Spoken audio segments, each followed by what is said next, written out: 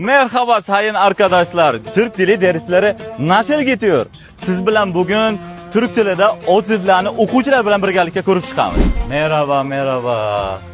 Nasılsınız o'yinchilar? Bugün sizlar bilan qisqagina fikrlaringizni eshitib ko'ramiz. Qani bu yerda o'qishlaringdan maqsad va nega ixtiro liderlarini tanlaganliklaringni so'rab ko'raman. Xo'pmi? Maylimi? Nega turk tilini o'rganish uchun ixtiro liderlariga keldingiz?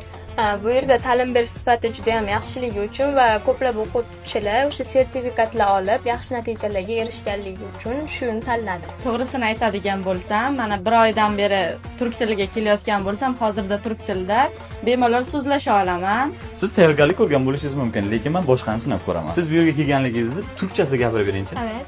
Önce birkaç defa Türkçe öğrenmeyi kendim gayret gösterdim ama kazanamadım.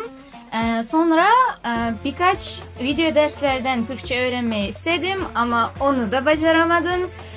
Ve sonra Serdar Hoca'ya Türkçe dersleri almaya geldim.